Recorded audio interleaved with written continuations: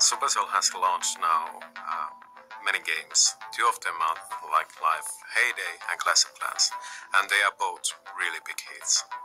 And of course, being the next game launched by Supercell, there's a huge amount of pressure on us. Boom Beats is a combat strategy game on mobile with both PvP and PvE elements blended in a pretty unique map system that we have. When starting to do a game, I think like the most important thing is first to try to get the vision together, what kind of game you are making. Once you nail it down, or you think you nail it down, then you start actually building it. So it's all about then problem solving. We started with a completely different story. Everything was Steam powered, and it was a pure player versus player experience. But then we decided to try and appeal to a broader audience. And at some point we just got together like, hey guys, this doesn't work. And we just like locked doors and talked about it and decided that we had to change it. All that went out the window at one point, and we decided to start again with a different kind of story. Give the player a clear motivation, give it this good versus evil setting. The Blackguard is an organization who wants to discover these ancient relics and harness their power, and well, basically world conquest follows.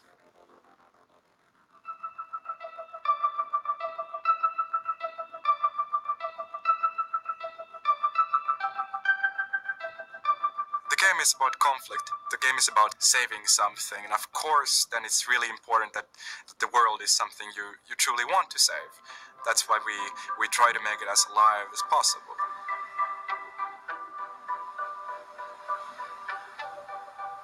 Our style is kind of like a Pixar movie, but then somebody sat on it and it's kind of like a little bit broken, a little bit twisted.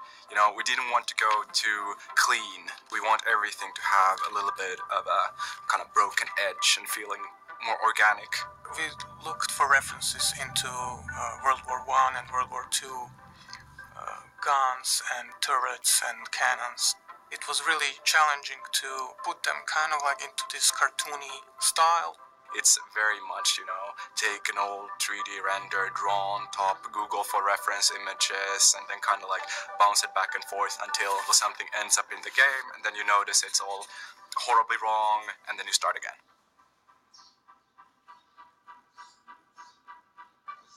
While making the Boom Beach, we tried to push the boundaries, because there is this trend that mobile games are not real games, and we sure think of it as a real game, and we tried to push the platform to its maximum.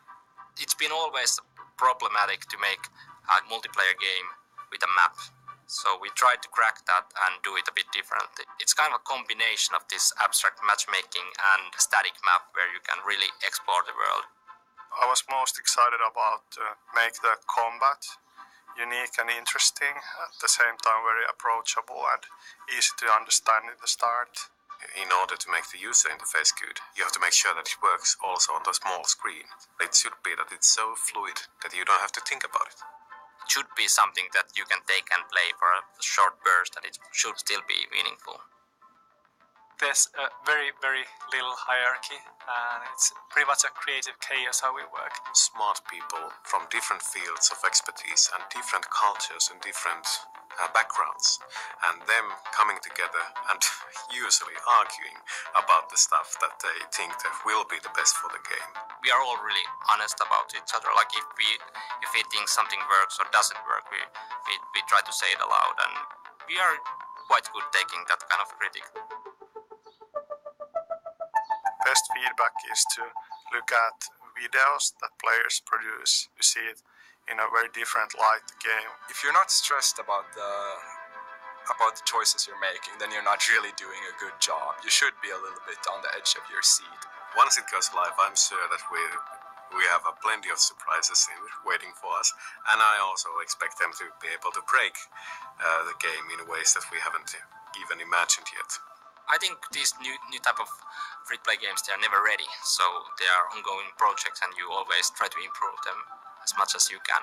Of course, at some point you decide that it's ready enough for a launch, but after that even we try to improve it and make it even better. The launch is just actually the beginning.